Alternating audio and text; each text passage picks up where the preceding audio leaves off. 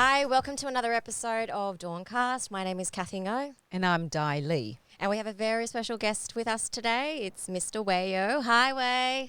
How are you guys going? Very good. Good. I'll just do a little quick intro about you. So Weh is a serial social entrepreneur. He's been named the Social Entrepreneur of the Year for 2019. He is the co-founder of OIC Cambodia, Happy Kids Clinic and Umbo. Welcome again. That's a lot of. I know. That's a lot of. I know, like you're founding so many companies. So many businesses there. Yeah, I mean, we, I think we're kind of taught to keep on moving, and I wouldn't be a true millennial if I wasn't doing like multiple things at one time. So yeah, I mean, I'm speaking like to the converted in that regard. So yeah. I'm a millennial too. Sounds like I'm a millennial too then. I think you are, Di. Just, going on the basis of personality. Oh, thank you. It's a mindset thing, right? Yeah. Millennial mindset. That's right. It's got nothing to do with age. But yeah, look, I think the reason we'd love to kind of, we've had Weh on before, but we wanted to have him back on to talk to us about Umbo and about the work that his business and his team are doing around delivering speech therapy therapists to the regional area. And now that we're in COVID-19 lockdown, how is that all panning out and how that's all looking? So can you share, Weh? Yeah, so Umbo is a social enterprise. So we set up primarily to solve a problem. And the problem is that there are so many families, particularly children in rural Australia, that are lacking access to services, particularly in allied health and particularly speech and occupational therapy. So these kids are waiting up to 12 to 18 months to get basic services. And this blows my mind in Australia, in one of the richest countries in the world. And so we've been setting it up for 2 years. And of course, COVID-19 hit, and all of a sudden there are restrictions around movement. Schools are closing down, childcare centres are closing down. And because our social enterprise runs entirely online, of course, we're just perfectly positioned to help to solve that problem. So we've had a really interesting, roughly 2 months now. I mean, it's hard to keep track of time, isn't it? It feels like it's been 8 years since we've been locked in homes, but it's probably been only about 7 or 8 weeks. Yeah. So you said you've been delivering this online already, the work that you're doing through Umbo. Has there been a spike since COVID, or is it just the same because you are online anyway? So has business changed, or the demand? Yeah, well, we do. There has been a huge increase. There's sort of two different streams that we do. One of the things that we do is we support private practices, particularly around allied health, to transition from face-to-face to then going online. And of course, that's been a huge need for that kind of service because these practices can't keep their physical doors open. So what we did was we created a summit online. We had over 500 attendees. We created it in about 5 days. Wow. We've seen as a result of that about a 57 times increase in demand for our training. And then the second thing we do is we get therapists that are all around Australia and we connect them with families, mostly with kids, and then they do the therapy online. And we've seen about a 1,000% increase in demand, particularly on the clinician side. So we think that the need for this service will continue to go up. Even if after COVID-19 ends, if that is such a thing, I still think that demand will remain high because people will start to realize that actually there are so many benefits to doing this online. Absolutely, yeah. Well, you're talking about the numbers of children that need the service that you're providing. What are we talking about? Like, how big is the problem? Yeah, so in terms of speech therapy, we're talking about 1 in 25 kids. That's a global statistic. But Speech Pathology Australia uses a figure that's more like 1 in 8. So 1 in 8 in your lifetime will need speech therapy, and occupational therapy is about the same. It might be a bit of overlap. You might need both services. So the numbers are very high. And the reason the numbers are so high is because it's such a catch-all for so many different types of conditions. So it ranges from everything from people who can't communicate because they've got a stutter, perhaps, or their speech isn't clear, to all the way to autism, intellectual disability. Then there are, of course, people who have had strokes, cerebral palsy, all sorts of different conditions where it affects your communication. And so where are you now with the delivery? So it's mainly online now, and so it's about matching your the clients, if you can call it that, those kids, and matching with the physiotherapists or and speech therapists, speech therapists and occupational therapists that you have on your database? Yeah, that's correct. So what we do is we hire the therapists, we recruit them, we accredit them, and make sure that they're trained in the delivery of online, because it's a very small subset of therapists that can do it at the moment. And then we match them up with our clients that are usually in rural communities. And we've seen the numbers increase definitely in the last few months. It was already increasing, to be honest, before COVID-19. But I think with families, a lot of families are really struggling to cope having their kids at home if they're homeschooling them. So therapy is not exactly front and center for a lot of these families, right? You imagine that a lot of these families are used to having, let's say, two parents working full time and maybe a couple of kids that are usually at school. Now those kids are at home, and it's just that much more pressure on the family. So one of our challenges at the moment is to work out how we continue these kids to receive therapy without being an extra burden on the families. We don't want to give the parents more homework. They have enough to do at the moment. Yeah. So many things online, you have to read, you have to, everything's really online. Overwhelming. Yeah. Yeah. So what we've also done is started to collate a bunch of free resources that the parents can download from our website as well. And they're there to support the parents. We're not here to tell parents that they need to do things that they weren't doing, or that, they're being lax. We're really here just to walk with the parents in this journey and acknowledge that it's difficult, acknowledge that it's really hard and very challenging. It will remain that way for a while, and try and be a low maintenance service where we can still see results in the kids, but not be an extra burden on the families. What platform do you use for the online therapy? Is it like a Zoom, or is it like a special dedicated secure platform for your services? Yeah. At the moment, we're using a service called Coviu, which is Coviu. It's an Australian service, but that's just one part of the therapy. So a lot of people think that online therapy for speech and occupational therapy is a lot about video calls, and that's a big part of it, but it goes much beyond that. It can be text messaging, it can be sending photos on WhatsApp, videos of my kid doing this on WhatsApp, emailing, of course, reading PDFs. And it goes well beyond just doing video calls. And what that means is that we're able to keep the therapy going even when the technology fails us, right? And technology does fail. This morning I was on a team call with 9 of our team members, and I was hosting the call, and it was my internet that dropped out. NBN just dropped out for about half an hour. Oh God! And wow. Then I was backing it up in my, who would have thought? Yeah. And I was, using my mobile phone to back up, and that wasn't working either. So, having backups to backups really work well. And I've just learned from living in Cambodia for 5 years that you can never have enough plan C's, D's, E's, and F's. Yeah. This goes into, it's almost like you're delivering a health service via digital, isn't it? It's kind of digital health. It looks like we're moving more increasingly towards that space. Yeah. Yeah, absolutely. And this is the trend that's happening anyway, right? And uptake in terms of digital health, the studies are showing that the desire to do it is low amongst consumer groups and amongst practitioners.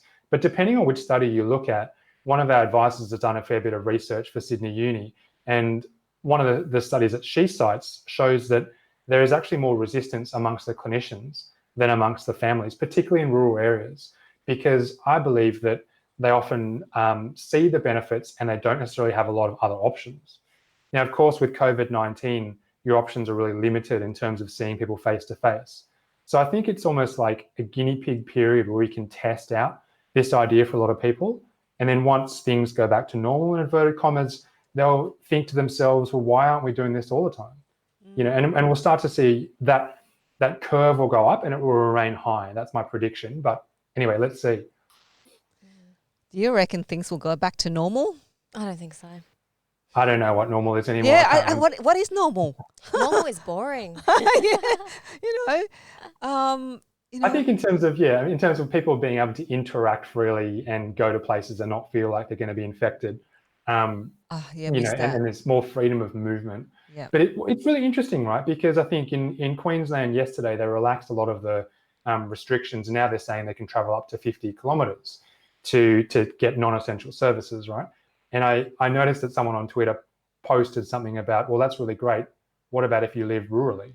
50 kilometers is nothing. It's nothing. You know, that's not anywhere. So I think that, you know, we're trying to do the best we can in a really difficult situation, but rural communities really do miss out on this mainstream broad-brushed policy approach. And that's why I'm really proud of what we do, is we really try and focus on doing something that's appropriate for rural communities. And a lot of our clinicians are rurally based. One of my co-founders has done a lot of his research in Western New South Wales. He himself is based in Western New South Wales. Getting that really right for those rural populations is really important for us. And of course, being a social enterprise, we're here primarily to serve some kind of purpose to the world, not to create profit. Do you think you'll introduce any other services besides speech therapy? Yeah, well, if the demand requests it, we're absolutely open to you know, adding physiotherapy, dietitians, exercise physiologists, psychologists. The sky's really the limit. But for us, it's been focusing on a particular niche that we know people cannot get readily or have to wait long periods of time to actually receive it, and really making sure we get that niche right and understanding what it is that people really want. And I think that's, again, just to make the point that we're not here to tell people what to do. I think that's really important in the way that we do our work, is that we're actually here to stand and walk alongside other people and make sure that they are, we're with them for this journey. And I think what better analogy to use at a time like this, when people really want you to walk with them. When you talk about niche, you focus a lot, obviously, on the rural area, don't you? Because there are a lot of services that are not available there that are available in metropolitan cities.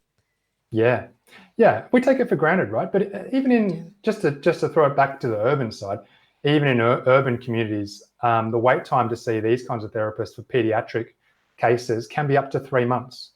You know, and it's just that we're not used to waiting that long in urban communities. Rural communities, they're used to waiting 12 plus months to get services. But I think even 3 months is quite a long time to be seen. These are people that are private paying, they're sort of ready to go. So one of the things that we've discovered, I guess, over the last 2 years with Umbo is that the question always remains about, when you see a problem, why is that a problem? Like, why is it that the wait times are so long? And a very common answer we hear is that, well, it's just simply that supply is not satisfying demand. There are not enough therapists and there are too many people who need the service. But it's not as simple as that.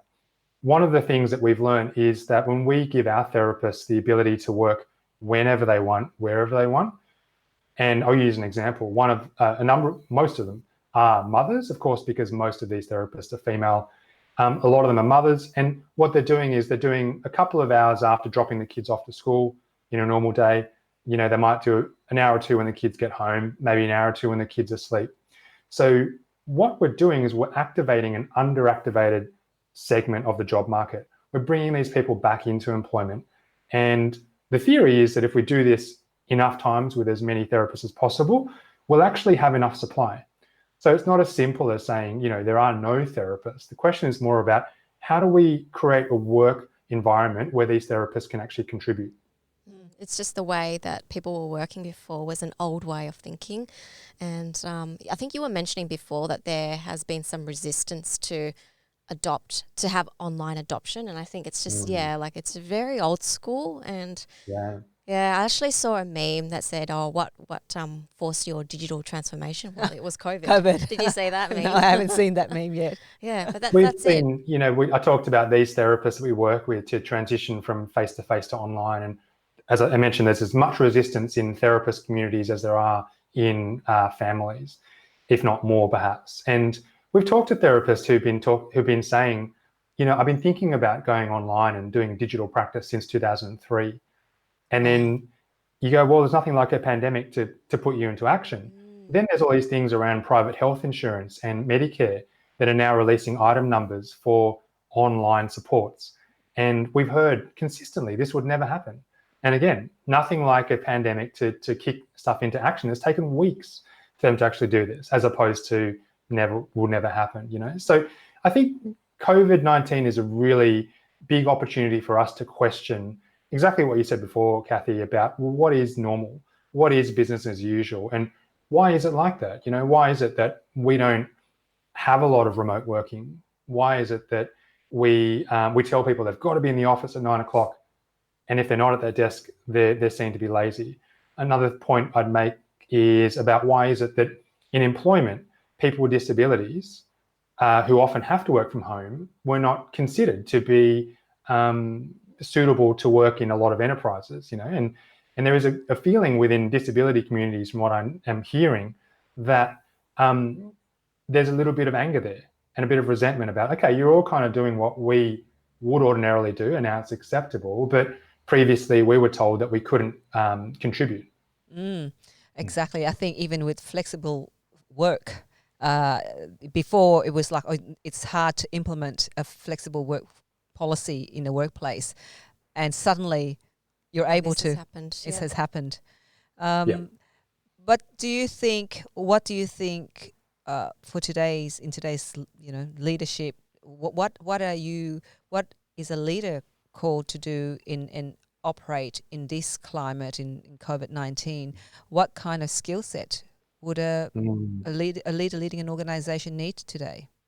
I think the first thing is also just to broaden that definition of leader, and that to me a leader is not necessarily the person leading, it's everyone within the organization. It can be a person who knocks on the door of an elderly neighbor to make sure they're getting groceries. That's leadership too. But I think moments like this where we have big changes to the world and they're very testing times, your true character comes through. And we're seeing that a lot with political leaders around the world at the moment. We're seeing that different leaders are showing their different styles of leadership, and some are working better than others. And I think, a leader at the moment, I am a massive fan of Jacinta Ardern and a lot of the other female leaders in the world. And I think what they're kind of showing at the moment is that being soft does not mean you cannot be firm. That being empathetic doesn't mean you can also be decisive. That these two conditions are not necessarily in conflict with each other. And we've seen that if we look at Jacinta Ardern, is that she's shown that empathy and compassion and walking with people alongside them is something that she can just do so naturally. But she's also able to tell us when and where we should be doing things and set boundaries and communicate that really effectively. And I think communication is obviously really important. And the one phrase that sticks out for me from her is that one about act as if you already have COVID-19. I mean, that's all you need to say. I mean, and then everything kind of follows from that. So we don't get wishy-washy communication when someone is that clear.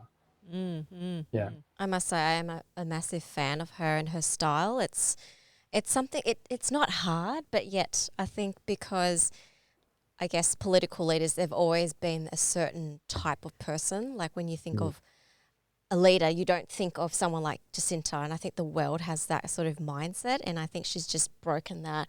She's gone through so many crises at the moment with the bombings and she's just amazing. Well, first of all, there are not many women in political leadership anyway. Correct. So I think to see a few that comes through and taking that leadership and having that presence and having that style really gives hope to other women. Absolutely. And I think I would say we've got a female premier here, so she is in communication and trying to get that message out to the community as well. So look, and I guess it's also like it's an opportunity for people across the world to see different styles of leadership and then to evaluate what they think works best. Yeah, what they can relate to, what they like, what's appealing. Diversity. Right. Diversity, yeah. And also just that style of leadership where you can, I mean, I'm thinking about some of the Facebook Live things that she did where she was wearing her tracksuit pants and top and talking to kids. And, I can't imagine a lot of male leaders in the world doing that. Sorry to say, particularly Western leaders. That is so true. It's hard to imagine. So, we sort of we're seeing a showcase of different styles of leadership.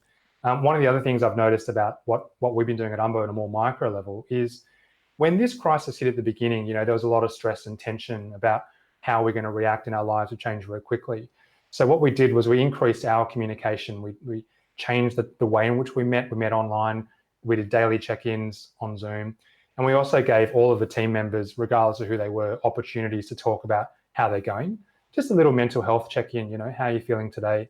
And what I realized in that process of giving them that space to be heard, particularly around their emotions, was that they moved very quickly from this period of freneticism to being very productive and to actually saying, I can take charge. So it's like, it reminds me of, you're familiar with secure attachment, that with attachment theory, it suggests that kids need a level of attachment where they know that they're safe. And then that allows them to go out and take risks. And I think that's what another thing about leadership as well is that our role is to provide that space in which people feel safe and secure as much as possible, particularly when outside our homes, things don't seem that way. And once people feel that and have the space where they're heard and they feel like they're being empathized with, then they're able to take risks. They're able to keep going with their work and do really amazing things. And I think that's what we're seeing a lot at Umbo at the moment. Well, look, thank you. I mean, that's what we're trying to do here at DAWNCast too, is provide a space for people to provide insights. A safe space. A safe space, for people to talk and inform others, but not coming from fear or triggering judgment. Yeah. So, so it's good to have you back again, Weh, and what's next for you? What's on? How's the stand-up comedy going? He's got a stand-up comedy. I'm waiting for your coaching session, Cathy. I didn't know you were waiting. I'm sorry. Anytime you're ready, I'm ready. I'm learning stand-up. Wow. I'm actually doing an advanced course at the moment online. So awesome. Oh, really? Advanced has nothing to do with competency of the participant. It's to learn the tricks of the trade. Oh, wow. Yeah. I'm going to see this Weh being a comedian. Yeah, and that's actually helped quite a lot. I mean, it's helped a lot with work stuff, ironically, in your communication style as well. But I think what's next for Umbo is we really want to make sure that we're empathizing with our communities of practitioners and also with families. And that's been another thing as well, is that we haven't done anything that is promoting fear. And I think that's a really interesting point to raise. Sorry, I'm stretching our time a little bit, but it's an interesting point to raise because that has been the response of a lot of other similar enterprises out there, is to sort of say, you need us right now.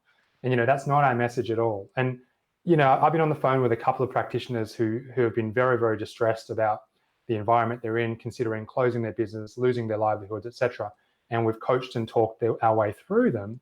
And I think that's because we have instilled in them this security about, we're here with you and we're here to walk with you and we're not here to tell you what to do. And that level of compassion has helped. So I think having that basis will help us to grow our support more. And I think we're going to see a huge uptick in all of the services that we do. And then, of course, a better result, particularly for kids in rural and remote Australia. Well, thank you very much for that. Absolutely. How can people reach you? Yeah. You can reach us on the website, which is umbo.com.au. My own personal website is my name, wehyeoh.com. All the usual social media platforms except Instagram and TikTok. But the more adult ones of my age demographic, I'm on those ones. Hey, you got to come on board with TikTok with us next time. You said that you were millennial. Yeah, millennial. Recently. We got her to sign up to do TikTok. So we have to do TikTok together, Weh. I'm surprised you're still being productive at work. Yeah, we are productive. It is a productive work. I'll tell you that much. Because TikTok is not procrastinating. It's educational. It is. It is educational. I'll give you that. Okay. Well, thank you for watching DAWNCast today. My name is Dai Lee. And I'm Cathy Ngo. And don't forget to subscribe to our channel. Click the big red subscribe button and leave a comment if you want to see a guest or if you want to nominate yourself. Take care. Stay safe, everyone. And talk soon. Bye. Bye. Thanks for having me, guys. Thanks.